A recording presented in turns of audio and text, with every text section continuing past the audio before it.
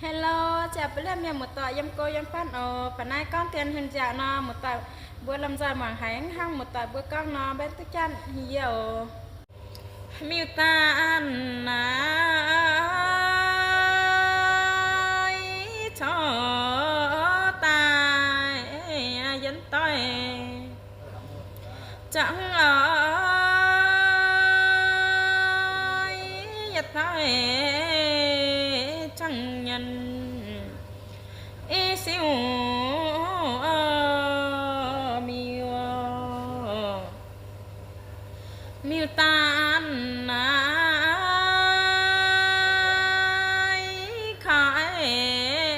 nghìn dân phàm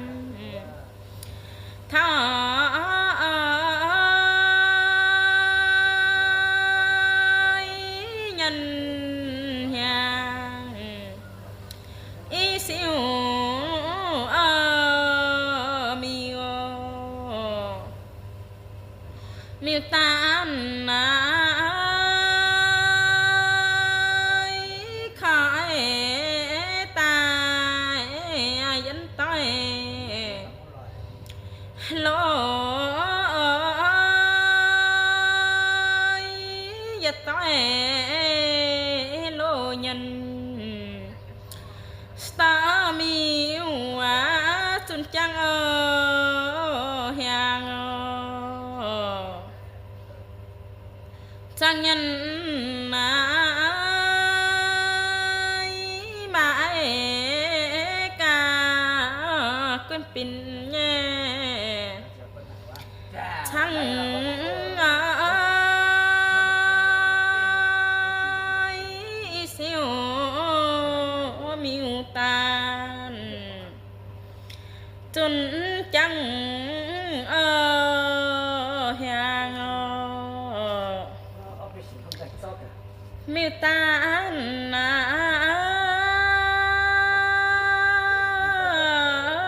chẳng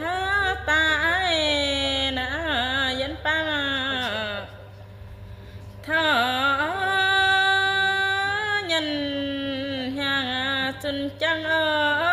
miêu lơ hà tăng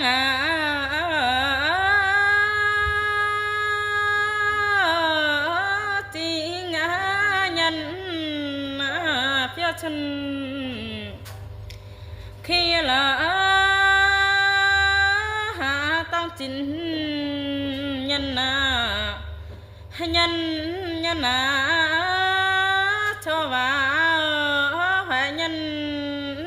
hàng hà tăng chính nhân cho vào nhé sự ta hãy chính là phải miêu mẹ cha là giảm và